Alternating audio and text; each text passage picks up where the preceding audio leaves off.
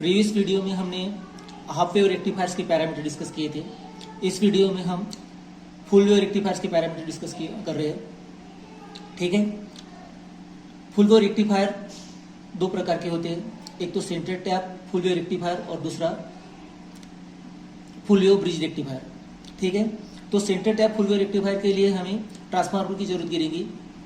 आपके सामने circuit diagram निकाल के हैं, यहाँ पे दो डायोड्स और एक ट्रांसफार्मर लगा वाला है।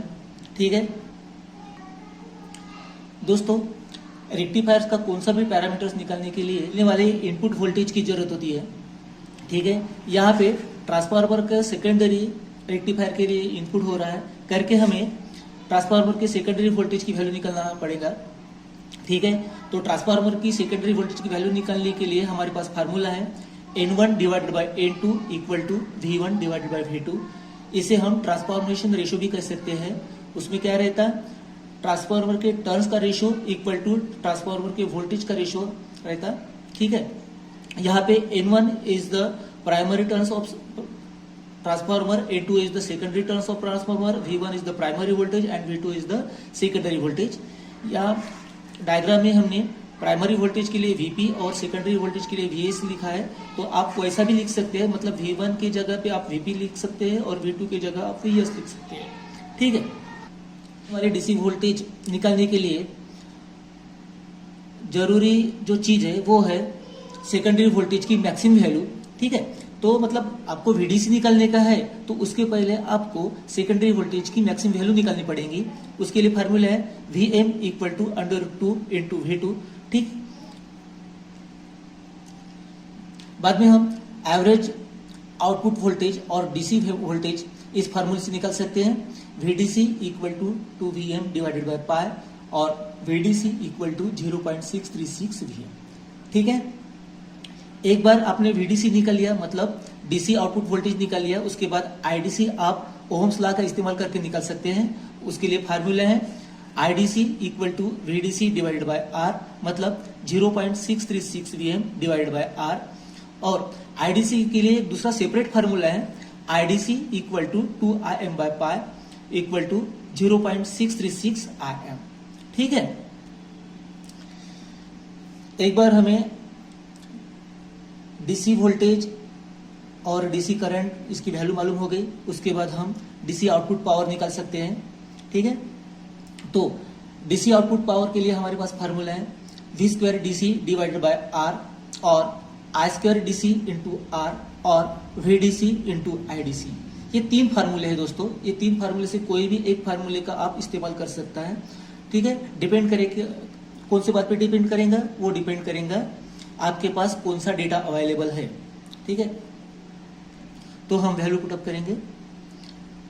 V² DC मतलब 0.636 Vm bracket square divided bye R और 0.636 Im bracket square into R और 0.636 Vm इंटू 0.636 Im। ये तीनों फार्मूले से कौन सा भी फार्मूला आप इस्तेमाल कर सकते हैं। उसके बाद में हम पावर ऑफ AC निकाल सकते हैं। पावर ऑफ AC मतलब AC पावर इन आउटपुट। ठीक है, अब पावर AC।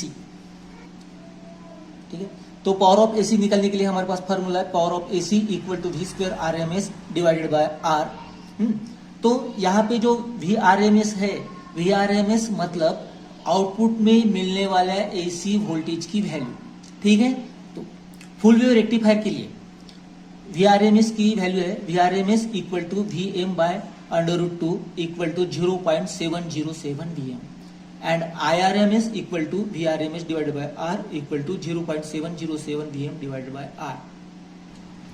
एक बात ध्यान में रखिए दोस्तों, फुल वेव रेक्टिफायर के लिए आउटपुट में मिलने वाले AC वोल्टेज की जो वैल्यू है वो वैल्यू Vm बाय √2 मतलब 0.707 Vm ऐसी रहती, और हाफ वेव रेक्टिफायर के लिए वो वैल्यू Vm बाय 2 मतलब 0.5 Vm इतनी रहती है। ठीक है, ये जो डिफरेंस है हाफ वेव रेक्टिफायर और फुल वेव रेक्टिफायर इसका, तो आप ये बराबर नोट कर लीजिएगा। अब हम आउटपुट में मिलने वाले AC पावर की वैल्यू निकाल सकते हैं। ठीक है, तो AC power PAC equal to V² RMS divided bye R, value put up करेंगे equal to 0.707 Vm square divided bye R। ठीक है, अब हम एफिशिएंसी निकालेंगे। Efficiency is the ratio of DC power to the AC power in output. ठीक है, तो इस डीसी पावर तो हम निकल चुके हैं और एसी पावर भी निकल चुके हैं। तो डीसी पावर की वैल्यू क्या आ रही थी? DC power equal to 0.636 Vm bracket square divided bye R and power of AC equal to 0.707 Vm bracket square divided bye R। ठीक है, जब हम वैल्यू पुटअप करेंगे तो R कट जाता और यहाँ पे क्या मिलेगा आपको? 0.636 Vm bracket square divided bye 0.707 Vm bracket square. ठीक है, तो efficiency of full wave rectifier is 81%। ठीक है, ये नोट कर लो दोस्तों, ध्यान में रख लो कि हाफ वेव रेक्टिफायर की जो एफिशिएंसी रहती वो फुल वेव रेक्टिफायर की एफिशिएंसी से हाफ रहती। मतलब हाफ वेव रेक्टिफायर की एफिशिएंसी कितनी आ जाएंगी? ज्यादा से ज्यादा 40.6% और फुल वेव रेक्टिफायर की एफिशिएंसी जो है वो कितनी आ रही है? 81%।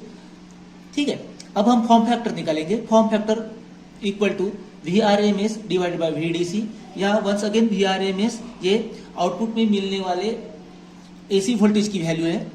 ठीक है, तो VRMS equal to 0.707 Vm divided by 0.636 Vm। ठीक है, तो form factor of full wave rectifier is 1.11 या 111%। ठीक है, अब हम रिपल फैक्टर निकालेंगे। Ripple factor equal to under root F square -1। Value put up करेंगे। वैल्यू पुटअप करने के बाद हमें रिपल फैक्टर मिल रहा है 0.482 और 48.2%। अब हम ट्रांसफार्मर यूटिलाइजेशन फैक्टर निकालेंगे। TUF equal to PDC divided by 2VS into IS। यहाँ पे PDC मतलब पावर ऑफ डीसी है, VS मतलब ट्रांसफार्मर के सेकेंडरी वोल्टेज की वैल्यू है और IS मतलब ट्रांसफार्मर के सेकेंडरी करंट की वैल्यू है। ठीक है, तो VS तो वैसे हमने पहले निकाल चुके हैं, फिर भी VS का एक दूसरा फार्मूला है। VS equal to VM divided by under root 2 equal to 0.707 Vm। ठीक है, उसके बाद हम IS निकालेंगे। IS के लिए हमारे पास फार्मूला है IS equal to 0.5 Vm divided bye R। ठीक है, तो अब हम ट्रांसफार्मर यूटिलाइजेशन फैक्टर इजीली निकाल सकते हैं। जो ट्रांसफार्मर यूटिलाइजेशन फैक्टर का जो फार्मूला है वहां पे हम वैल्यू पुट अप करेंगे। ठीक, TUF equal to 0.636 square divided by 2 into 0.707 into 0.5। After solving we will get transformer utilization factor equal to 0.5732 और 57.32%। ठीक है, अब हम पीक इनवर्स वोल्टेज निकालेंगे। Peak inverse voltage equal to 2Vm, मतलब फुल वेव रेक्टिफायर का जो पीक इनवर्स वोल्टेज है वो हाफ वेव रेक्टिफायर के डबल रहता। हाफ वेव रेक्टिफायर में पीक इनवर्स वोल्टेज कितना रहता? वो रहता PIV इक्वल टू Vm और फुल वेव रेक्टिफायर के लिए रहता PIV इक्वल टू 2Vm। ठीक है, आपके कंसेप्ट क्लियर होने के लिए हम एग्जांपल लेंगे।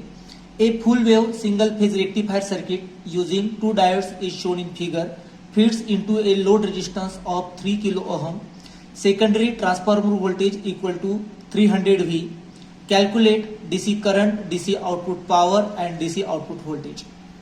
ठीक है, जैसे कि हमने बताया था रेक्टिफायर्स के कौन से भी पैरामीटर्स निकालने के लिए हमें रेक्टिफायर के इनपुट वोल्टेज की जरूरत पड़ेगी। यहाँ पे रेक्टिफायर को जो एसी इनपुट मिल रहा वो हायर ट्रांसफार्मर सेकेंडरी से मिल रहा करके हमें सेकेंडरी वोल्टेज की वैल्यू मालूम होना जरूरी है। वैसे तो आपके एग्जांपल में सेकेंडरी वोल्टेज की वैल्यू देके ही है, कितनी है वो? VS equal to 300 V, load resistance RL equal to 3 kilo ohm equal to 3000 ohm. ठीक है, तो अब हमारे पास VS तो अवेलेबल है। VS का इस्तेमाल करके हम मैक्सिमम वोल्टेज ऑफ सेकेंडरी की वैल्यू निकाल सकते हैं। ठीक है, उसके लिए जो फार्मूला है वो फार्मूला है VM equal to VS into under root 2। After putting the value we will get VM equal to 424.26 volts. एक बार VM निकल लिया फिर हम IM भी निकाल सकते हैं ओम्स लॉ का इस्तेमाल करके। IM equal to VM divided bye R। Value put up करेंगे। VM की वैल्यू कितनी आई थी? 424.26 डिवाइडेड बाय R की वैल्यू कितनी है? 3000। ठीक है, मतलब 424.26 divide by 3000 equal to 0.14 ampere.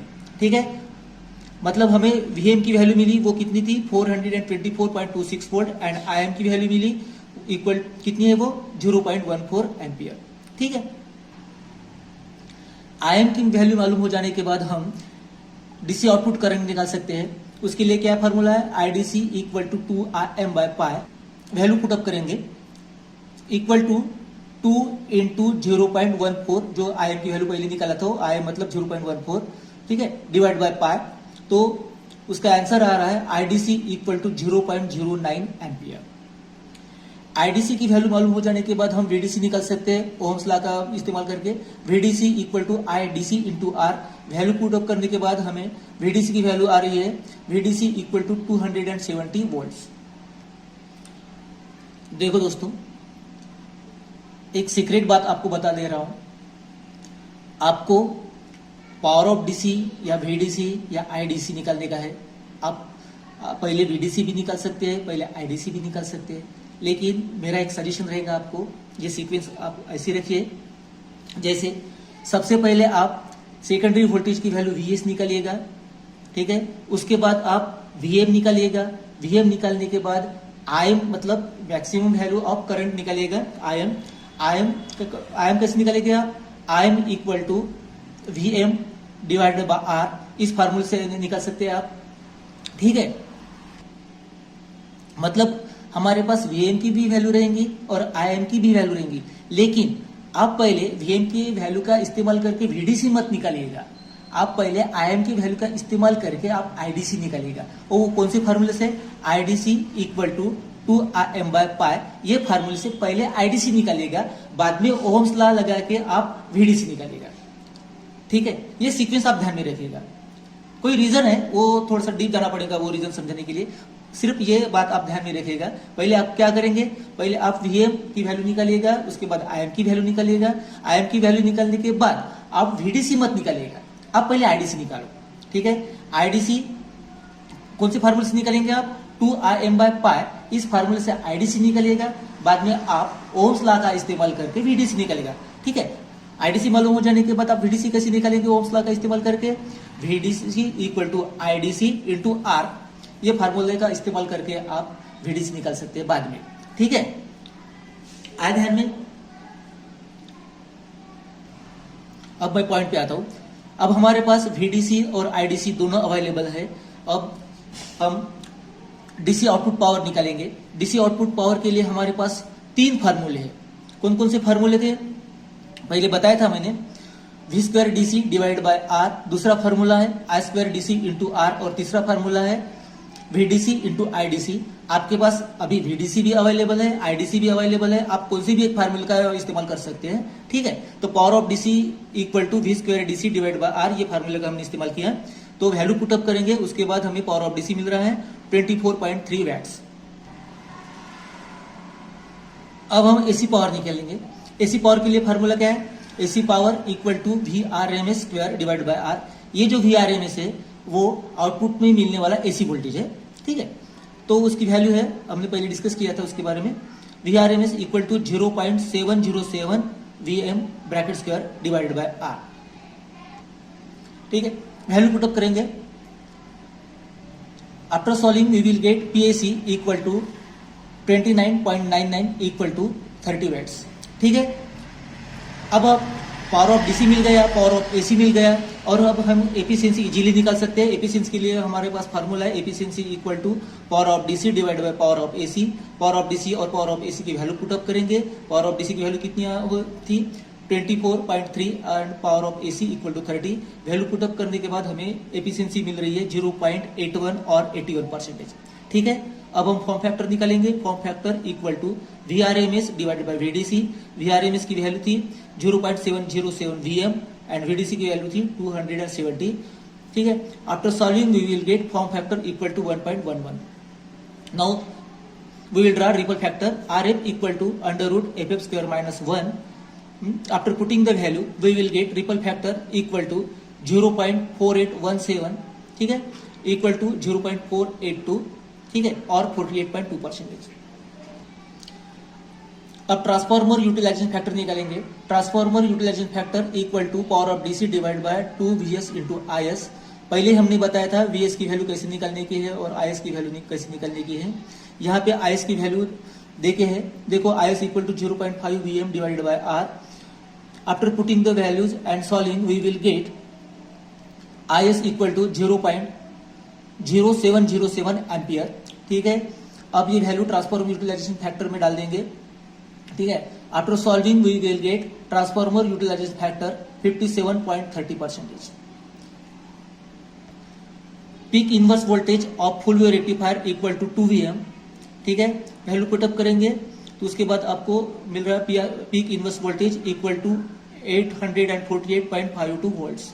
ठीक है दोस्तों, इस वीडियो के बारे में आपके कोई कमेंट्स हो या कोई सजेशन हो तो आप बता सकते हैं। ये वीडियो आपको कैसा लगा या आप जरूर बताइएगा। अगर आपको ये वीडियो अच्छा लगा होगा तो आप लाइक कर सकते हैं और आप सब्सक्राइब कर सकते हैं। ठीक है, तब तक के लिए जय हिंद, गुड बाय।